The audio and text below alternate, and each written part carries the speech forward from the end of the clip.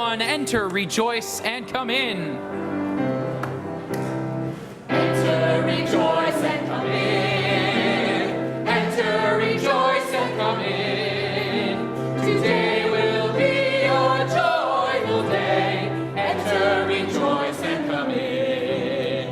Open your ears to the song. Open your ears to the song. Today will be your joyful day. Enter, rejoice, and come in. Open your hearts, everyone. Open your hearts, everyone. Today will be a joyful day. Enter, rejoice, and come in. Don't be afraid of some change. Don't be afraid of some change. Today will be a joyful day. Enter, rejoice, and come in. Enter, rejoice, and come in.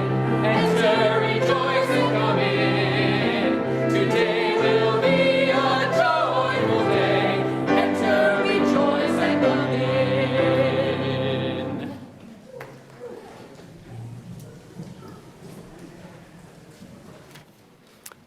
Good morning.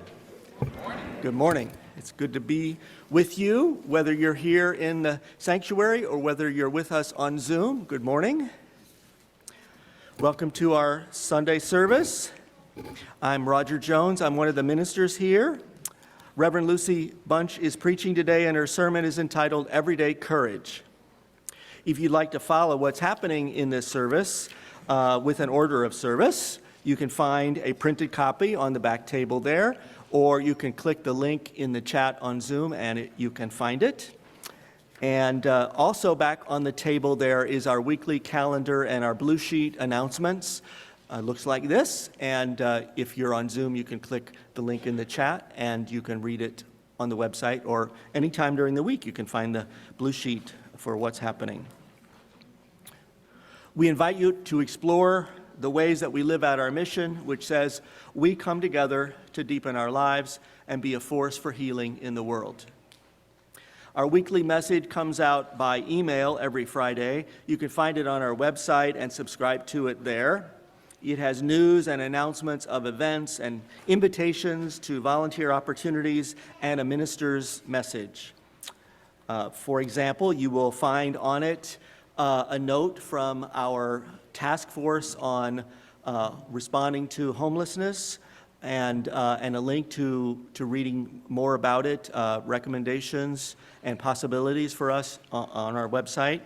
You can find out that our team of volunteers working with Reclaim Our Vote has 2 more Thursday mornings when they will be out on the patio writing postcards to registered voters in other states, encouraging them to exercise their right to vote, and many other things coming right up. If you're new to UUSS, we extend a special welcome to you, and I know that some of you are, because I chatted with you briefly before the service, and we hope that you will fill out a newcomer's card either at the welcome table after the service, or if you're with us on Zoom, you can see the link that's in the chat so that you can find the newcomer's card on our website, and that way we can connect with you. We're glad you're here with us. After the service, if you're on Zoom, we have 12 minutes of conversation in smaller breakout rooms for a chance to get to know one another and reflect on the service. And if you're here on campus, you can check out the connections table after the service or any Sunday before the service. That's in the welcome hall, and you can enjoy refreshments and conversation out on the patio. You can do that every Sunday after the service, and today you can stay for soup, because Soup Sunday returns for the first time in 2.5 years. So if you're here in person, you're invited to stay for a bowl of freshly made soup with bread and a cookie. It will be served out there in the welcome hall, but we will eat it on the patio. And the suggested contribution to UUSS for the soup is $5. And today's host group for the soup is the UUSS American River Parkway stewards. So we thank them all very much for their wonderful soups.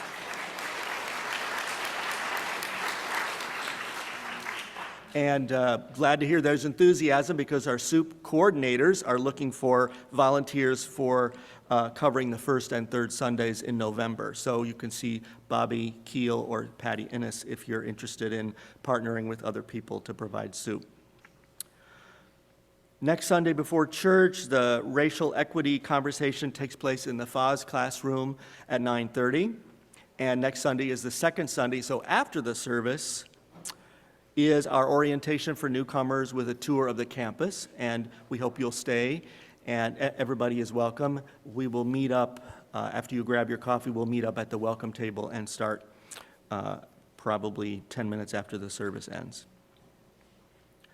Mark your calendars for our annual service auction fundraiser. It'll take place on the 12th of November, a Saturday evening, with a delicious dinner, live auction, and a raffle, and registration will open soon on the website. Our Board of Trustees is holding our fall congregational business meeting after the Sunday service, 3 weeks from today, the 23rd, and all are welcome to this open meeting. And speaking of our Board of Trustees, it has made a new policy regarding face masks.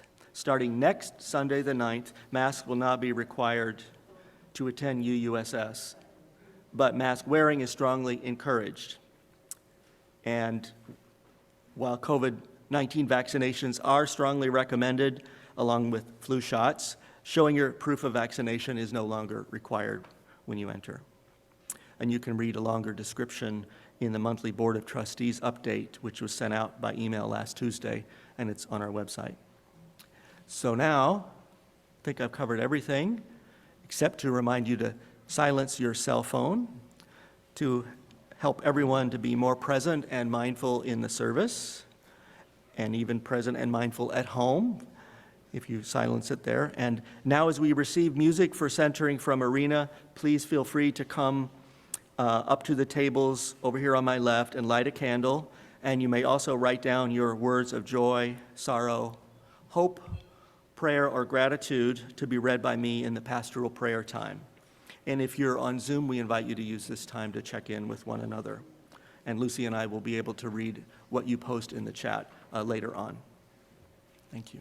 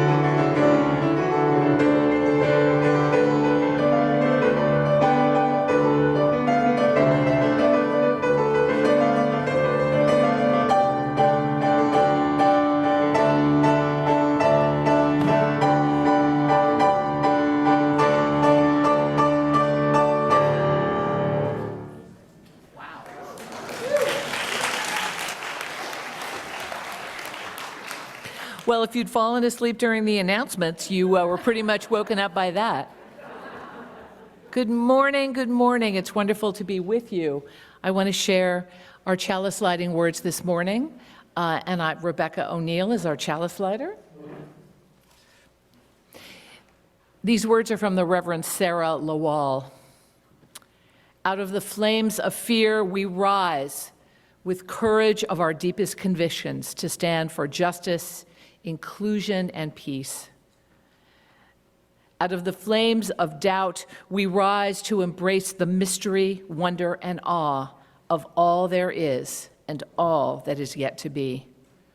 Out of the flames of hate, we rise with the force of love, love that celebrates our shared humanity. Out of the flames, we rise.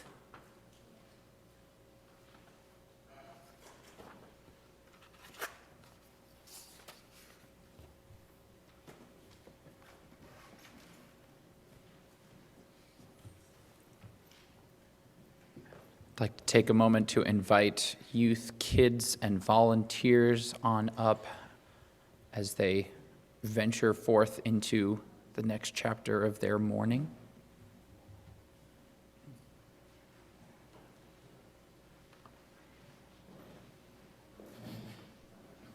You gotta put one foot in front of the other and lead with love. Put one foot in front of the other and lead with love. You gotta put one foot in front of the other and lead with love. Put one foot in front of the other and lead with love. Don't you give up. Don't you give up. You're not alone. You're not alone. Don't you despair. Don't you despair. Keep moving on. Keep moving on. You gotta put one foot in front of the other and lead with love. Put one foot in front of the other and lead with love. You gotta put one foot in front of the other and lead with love. Put one foot in front of the other and lead with love. Thank you. And I will be putting myself out there after the prayer time because I will be visiting religious education this morning, so I will see you during coffee hour and soup Sunday.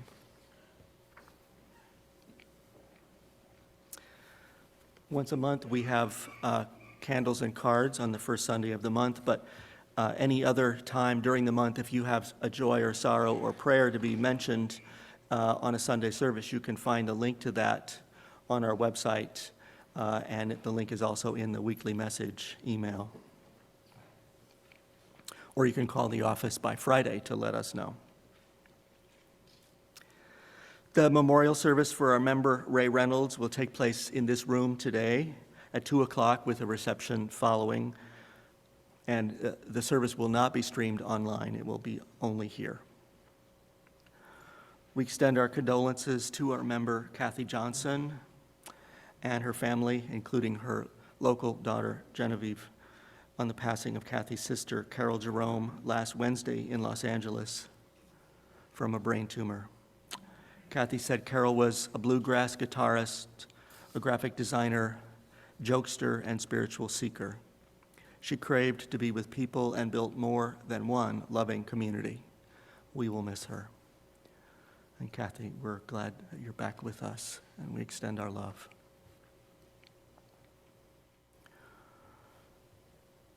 John McMillan writes that his sorrow is that his oldest nephew, Dan Kelly Carr, died this week after a short illness. And Terry Ray writes, I'm feeling the pain at the devastation of my former homes in Sanibel and Fort Myers, Florida, from the Hurricane Ian, and praying for my friends and everyone there as they recover from this tragedy. We do turn our thoughts toward the devastation from the storms of Hurricane Ian in Florida and South Carolina and Puerto Rico and Cuba. It's heartbreaking to behold such loss of life in all those places and behold so much suffering by human communities and inhabitants of the natural world in the ongoing catastrophes of climate chaos.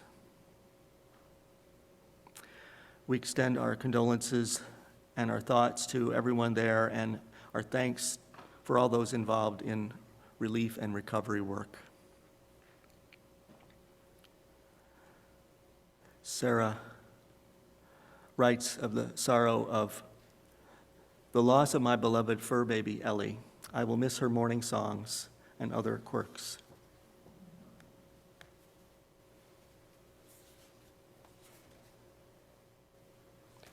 Sally Wilkins writes, I had a joyful visit with my friend Terry from Idaho. The sorrow is that she has macular degeneration and is slowly going blind.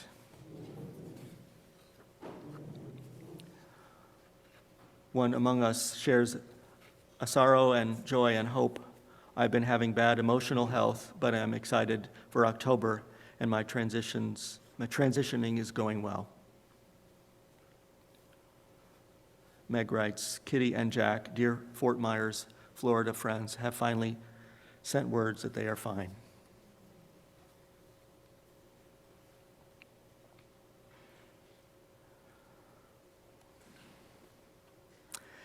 In the wake of Russia's fraudulent annexation of Ukrainian lands, let us keep faith with the people of Ukraine as they continue their brave resistance, and also hold in compassion the Russians who risk their safety to protest the invasion, and those trying to flee the tyranny, and those trapped in the delusion of lies and hatred. And today, let us also remember the women of Iran as they confront the repression of the regime's morality police and face the suppression of their protests. We pray for their courage and their safety. In the midst of sorrows and other challenging news, we remember to celebrate the blessings of life. Jason Garner and Danny Clyde have the joy of their new baby to tell us about. They write, our son, Malcolm Peter Garner Clyde, was born on September 27 with the help of an amazing surrogate. We wanted to share this joy with the congregation and ask for support, prayers, and loving kindness as we start this journey as a family together. Congratulations to you, and we are here for you. Another joy is yesterday's wedding of Jamie Johnson and Gage Steele at their home nearby. Jamie grew up in this congregation and is the eldest child of Jay and Susan Johnson. Christopher writes, I almost made it to the top of Castle Peak. Lists it as a joy. Our member, Jenny Johnson, extends blessings of gratitude for all those who are supporting her as she recovers from a total knee replacement. We continue to send healing wishes to Jenny, as well as to Karen Smith and Robin Howlett.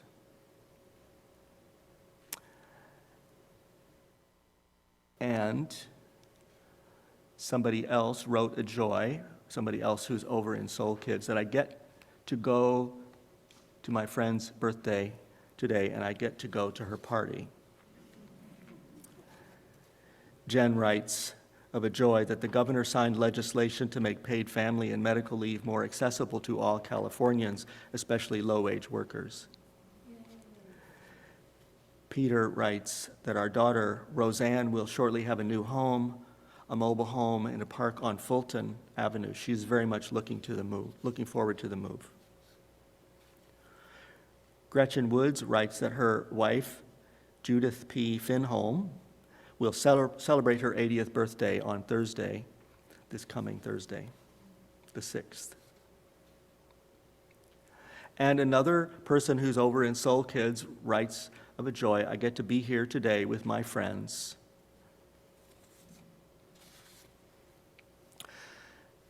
Thank you. Now let's settle into an awareness of our bodies, wherever we're sitting or resting. And let us now become aware of our breathing in and out. And now let us take a deep inhale breath and pause to hold it for a moment, and then exhale deeply. In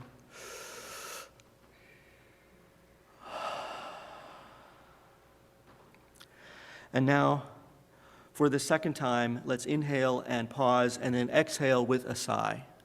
In, out. And on this third and final time, one more deep inhale, and then pausing, and then exhaling out with a sigh, full of our spirit. In.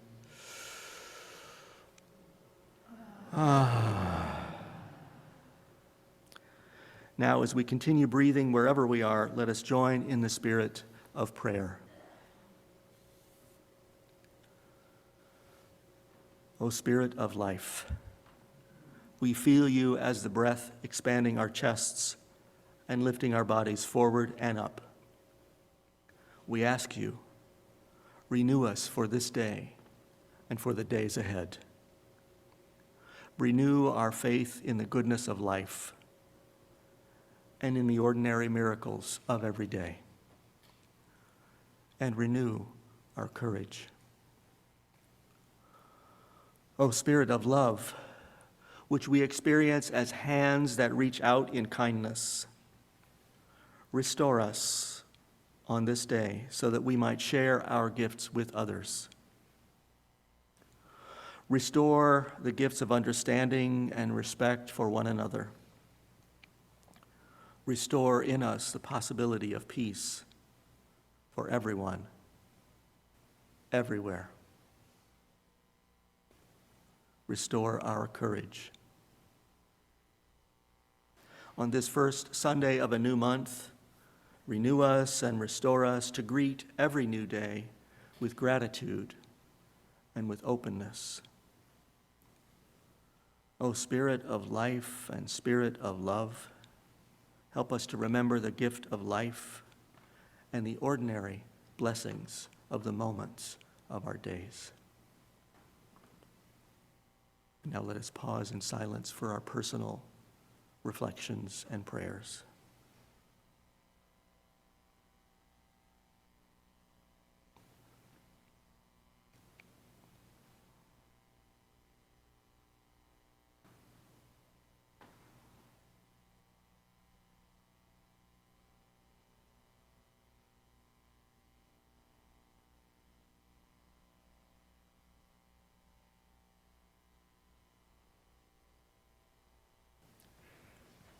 Blessed be, and amen.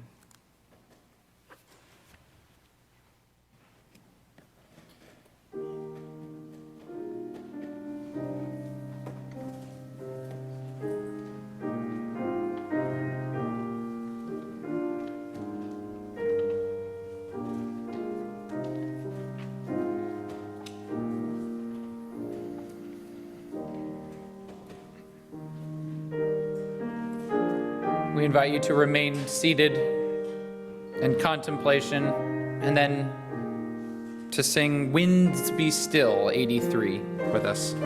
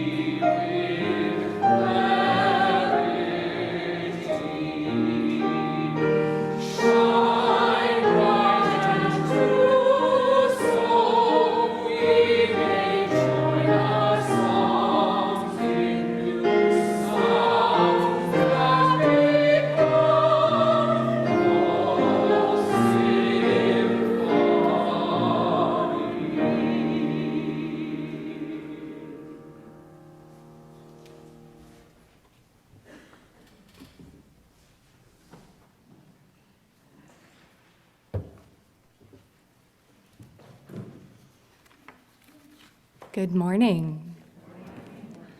My name's Courtney O'Neill, and I am going to be sharing a reflection with you today.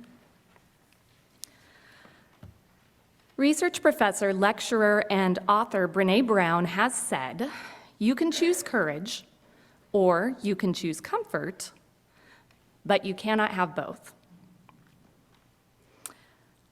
I have dealt with chronic anxiety my entire life. I intensely overthink. I worry, I play out hypothetical situations to the nth degree, and I lose a lot of sleep. This anxiety has transcended all aspects of my life, parenthood, friendships, family, but it has perhaps most intensely impacted my workplace experiences. I have a strong case of what some call imposter syndrome, believing I'm not good enough, but faking it enough to fool everyone, but I'm sure that someday I will be found out. Years of therapy have made me aware of this tendency, but not quite able to banish it. Imposter syndrome means that I work hard at my job, convinced that if I don't, I'll get fired.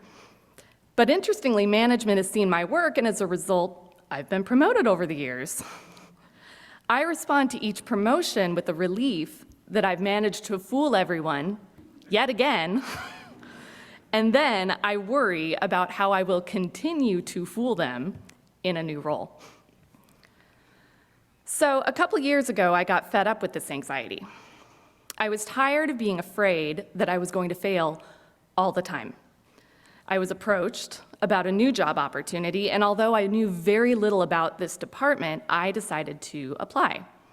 I consciously thought to myself, this will be how I finally defeat my fear. I didn't know what I was getting myself into. I got that job, and over the next 2 years, I worked harder and longer and in the most difficult work environment I have ever experienced. I felt out of my depth daily. I was certain that I was underperforming. My discomfort was intense, and it was the hardest 2 years that I have ever experienced. I read somewhere that when you ask God or the universe or life or what have you for something, you will be given what you ask for, but not always in the way you expect. If you ask for strength under pressure, you aren't magically gifted with strength. You will be given challenging situations where you can learn to be strong.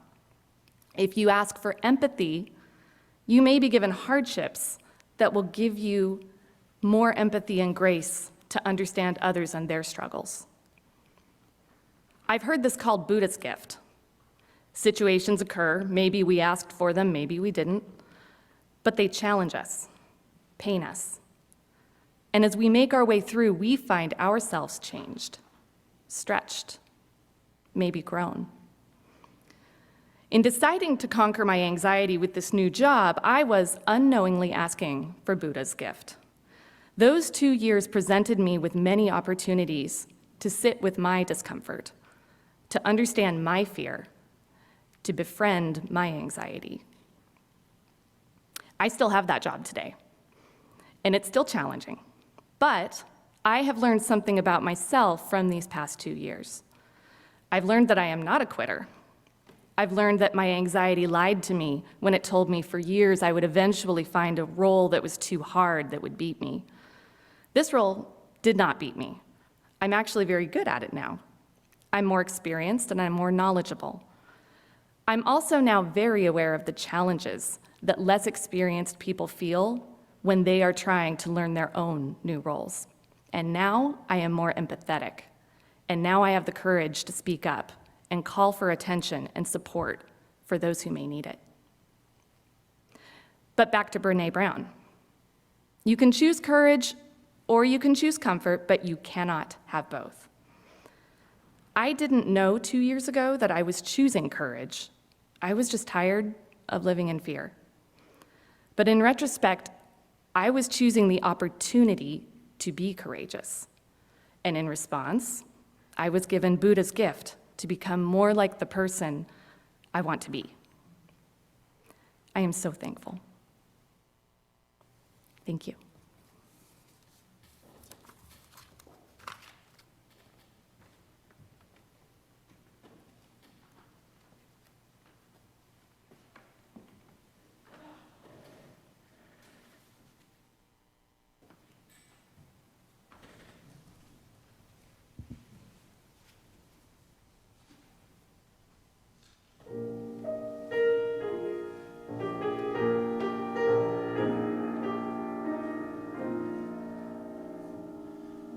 This is the moment, this is the day, when I send all my doubts and demons on their way.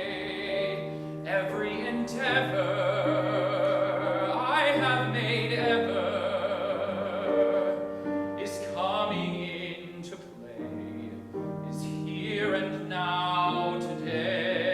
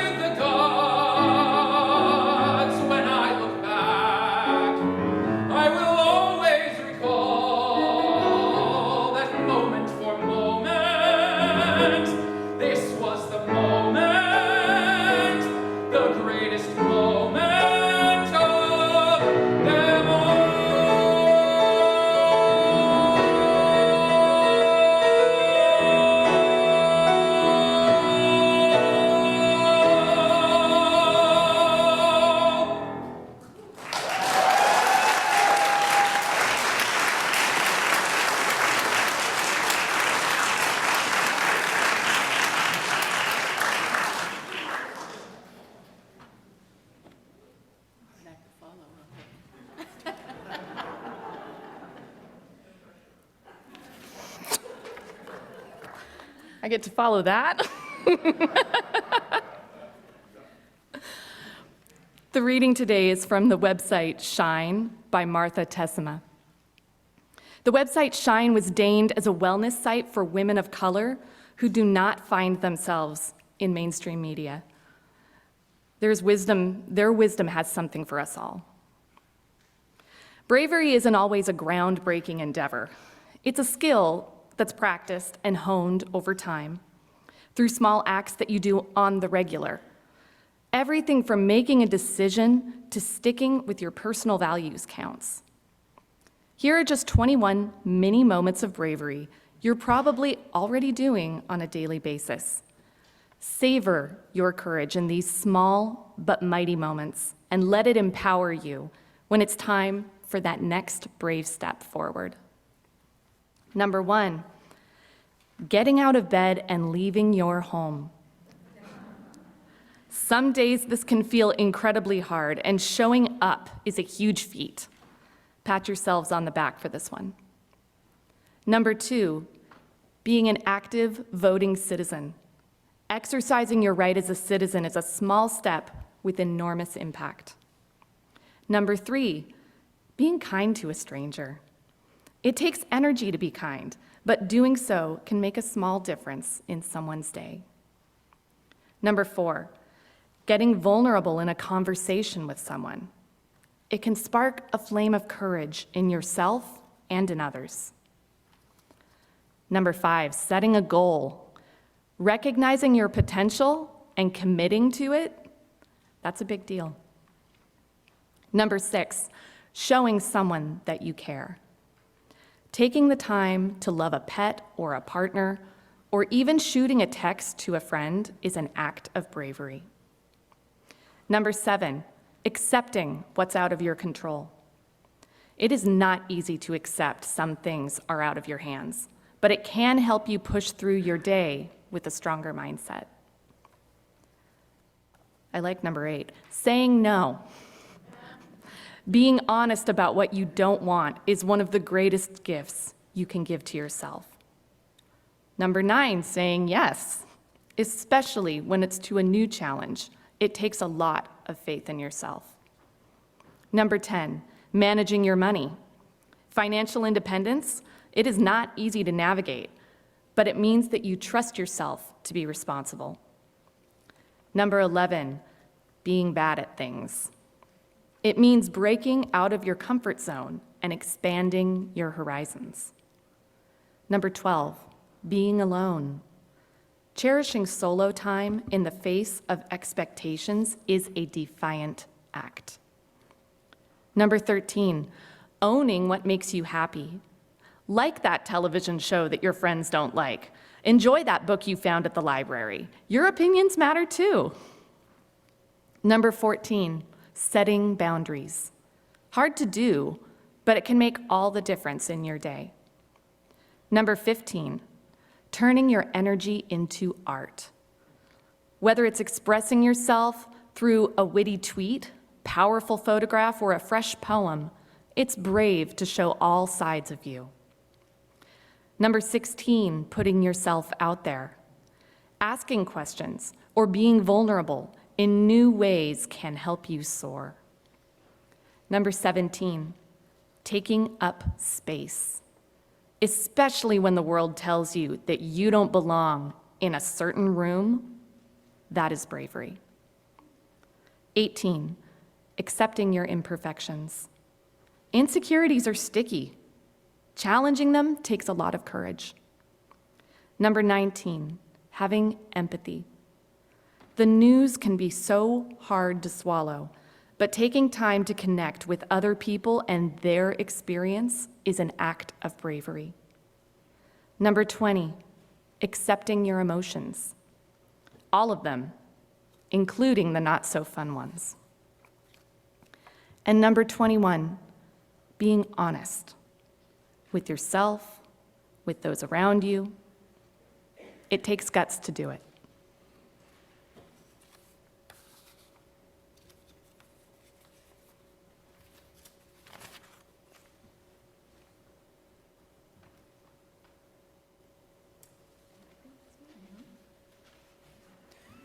You're back.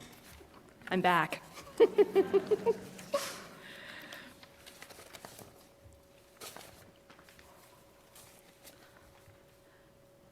Generosity is a spiritual practice. As a congregation, we cultivate this practice by giving away half of our donations from every service. Every year, our congregation members vote and select 12 organizations doing great work in the larger community. Voting is now happening for our 2022 partners. Oh, no, it's not. Oh, it is not. It'll be at the end of the month, it will open for 23. According to Lucy, it will be open at the end of the month for 2023. In October, our community partner is the Native American Health Center. The Health Center is committed to enhancing quality of life by providing a culturally competent, holistic, and patient-centered continuum of care. There are no tribal or ethnic requirements to receive care here.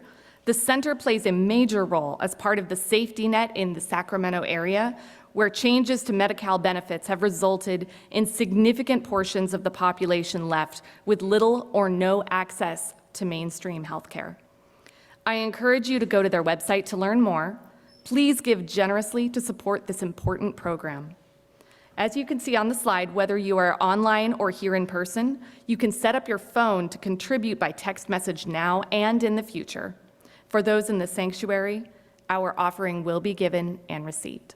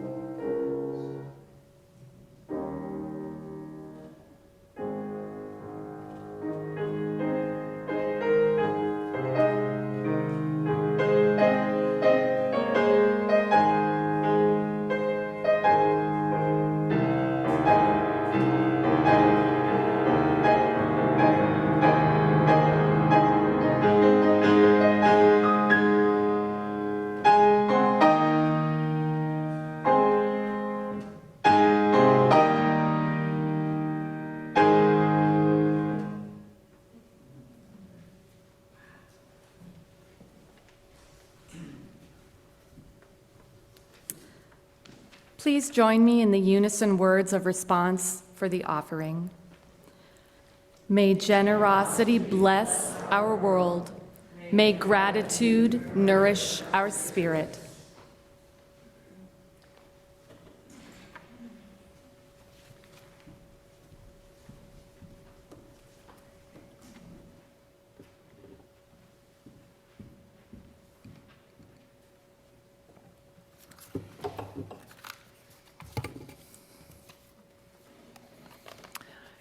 I feel very blessed this morning by all these wonderful folks and all of you.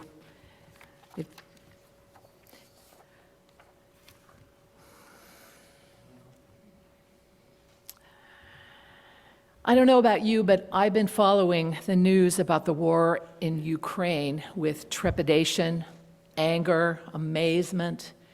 You can fill in the blank of your own feelings there. It's like the 21st century David and Goliath story, except in this case, the United States is providing David with the slingshots. I have been awestruck by the courage of the Ukrainian people, whether they are staying and fighting or leaving their country for the safety in other lands. They're helping to restore my faith in the resilience of humans to stand tall in the face of bullies and terrible hardship. Similarly, I marvel at the courage and resilience of the refugees who make their way here from other countries. We have a new Afghan family in our community that our congregation is supporting in so many ways. It's the least we can do for these brave people. And then, of course, I wonder, what would I do if I were in those kinds of circumstances? Of course, I can't really say. I'd like to think that I would rise to the occasion. Each of us meets challenges in ways that we are willing and able to meet them.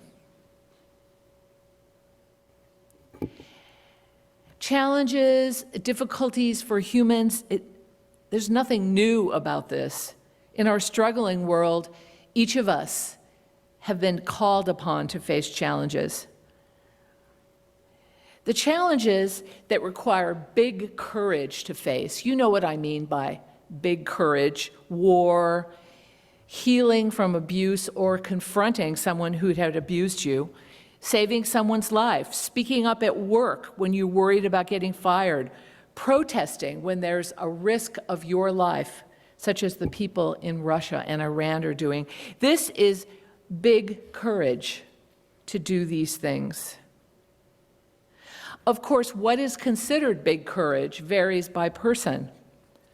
For someone who is agoraphobic, leaving their home might take big courage. When we think of courage, we often think of that type of courage, right? The courage to fight a war, the courage to confront someone. And while most of us have never had to face challenges of that magnitude, some of us have.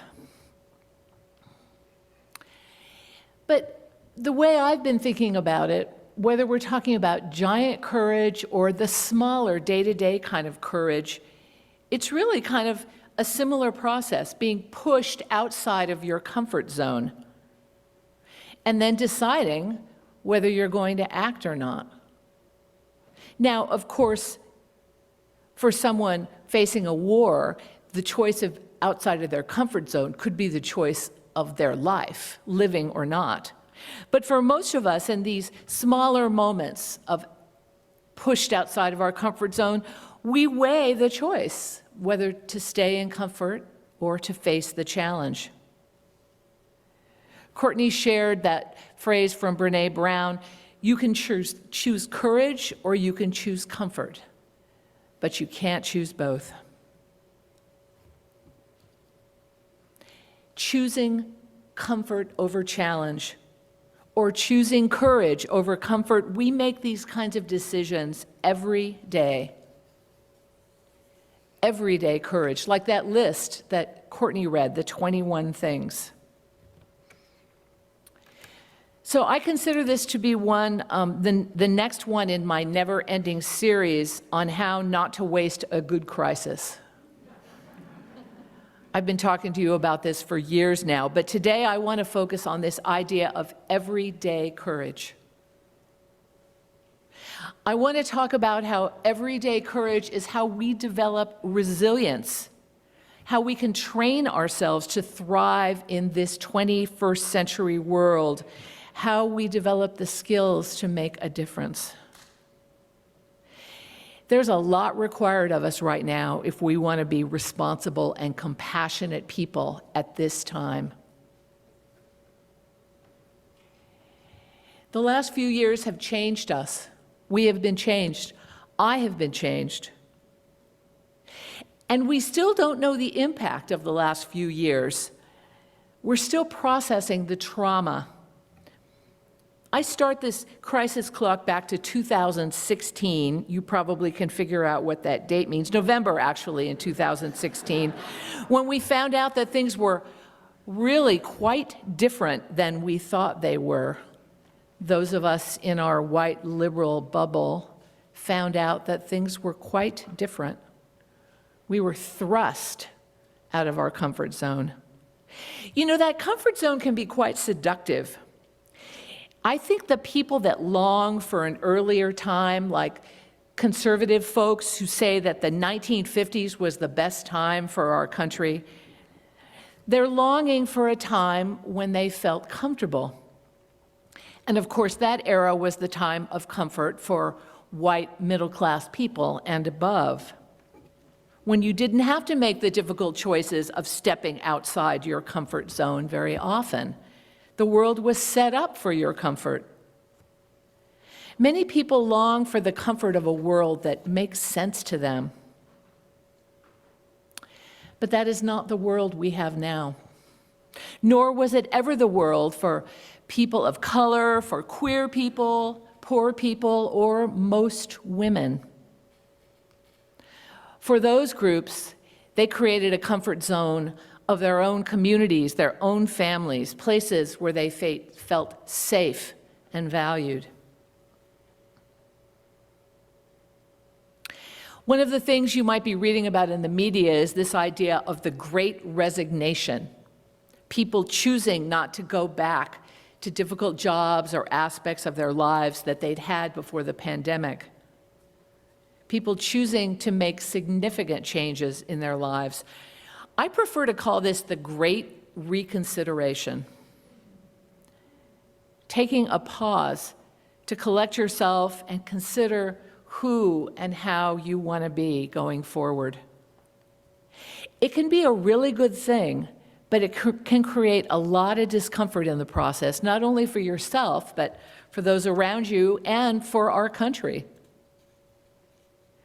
It's a struggle right now to know how to be in the world, what choices to make, to know what's in your own best interest, to care. For a while on Facebook, it might still be there in some part of the Facebook universe, there was this meme going around. It said, if you're wondering what you would have done if you'd lived during the Nazi reign in Germany, you're doing it now. Whoa, ouch. Man, that is a hard one to consider, but definitely worthy of considering it. When I reflect on that question of what would I have done if I'd lived during the time of the Nazi Germans and how that is now in the choices I'm making, it reminds me of some of the ideas of a 20th century Unitarian theologian, James Luther Adams. He lived in Germany when the Nazis took power, and you can appreciate how it influenced his theology. He believed that we are all a product of our culture and that we are therefore responsible for it. And the greatest sin in his mind was lassitude.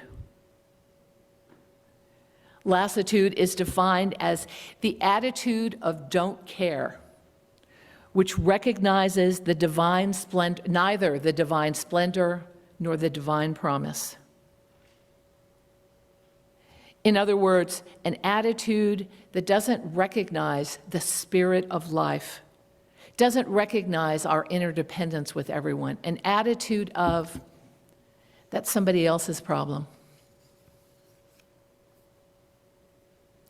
According to Adams, Unitarian Universalists are particularly prone to this sin.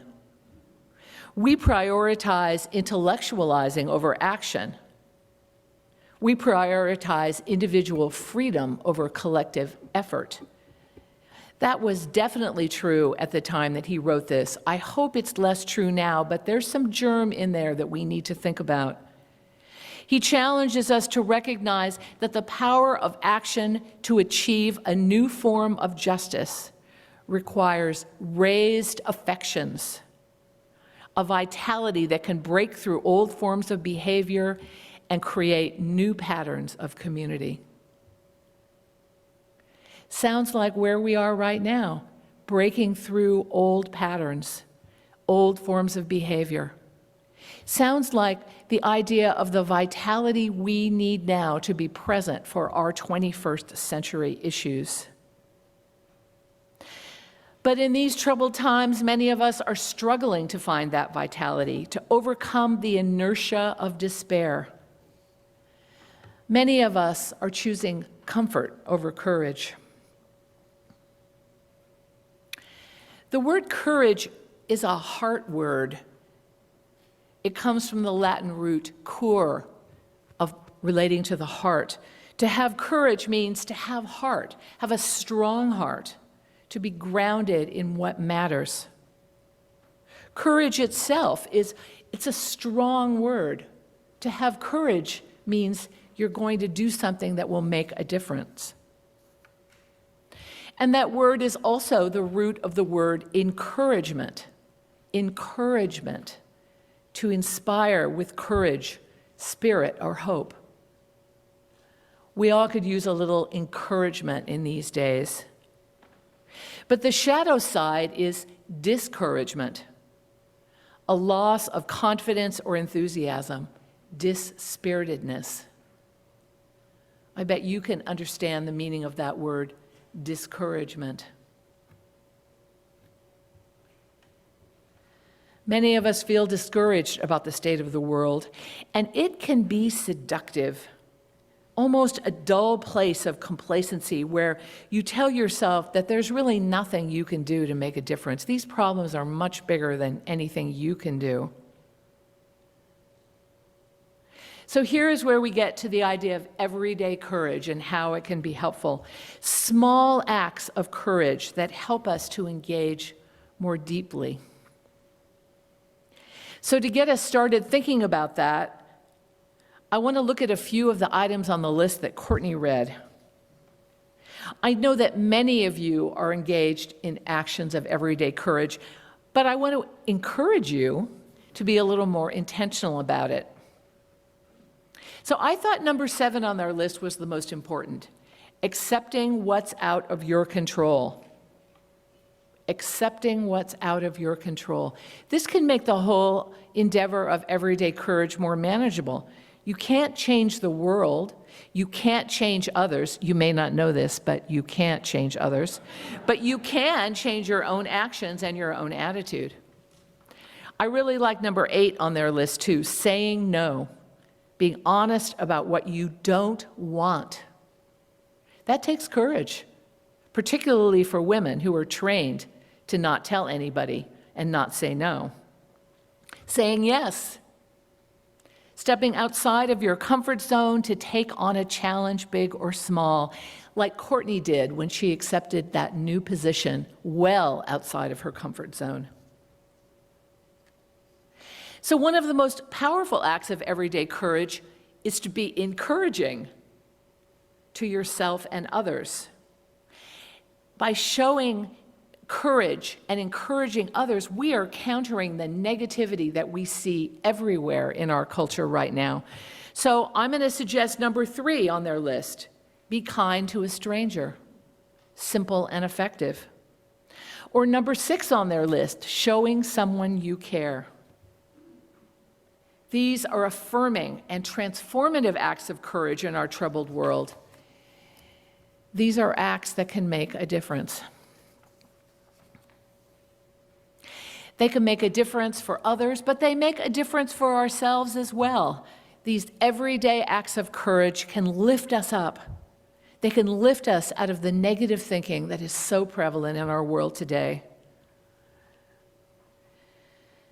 You can have comfort, or you can have courage, but you can't have both. I encourage you to choose to be a force for healing in the world.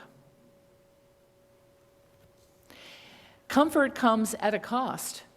It feels good, but it comes at a cost.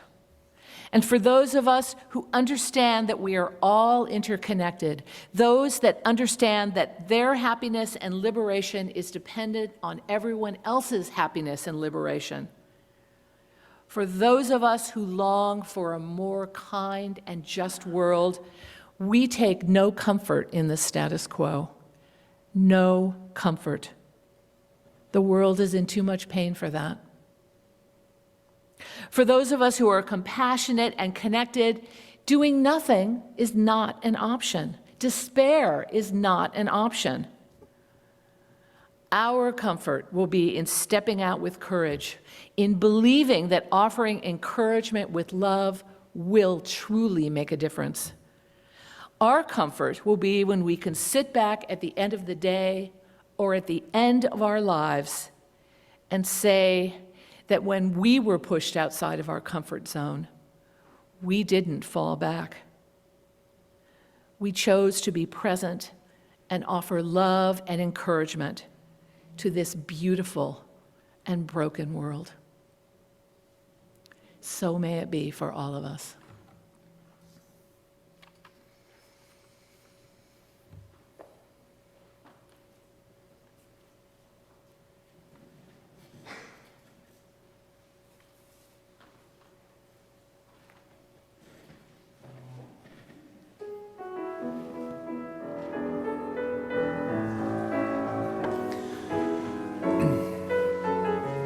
As we face the world with courage, let's answer the call of love, 10:14.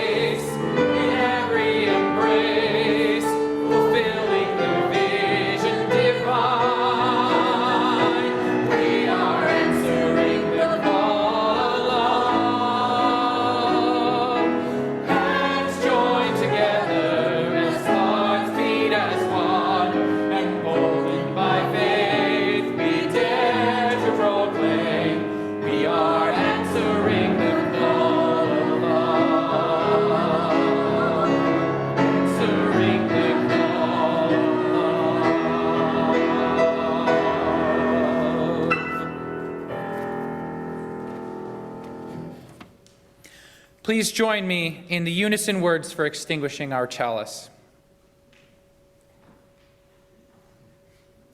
I think you're on, Anthony. Oh, there we go. We extinguish this flame, but we carry the light, love, and commitment of this gathering into the days to come. Let's reach out to each other. Let's reach out to those who are joining us on Zoom. Let's reach out to our world. For those who see God, may God go with you. For those who seek a right path, may a way be found. And the courage, the everyday courage, the courage of taking that step to be a force for healing in this world, may that courage be with you every moment, every day, going forth in love. Blessed be.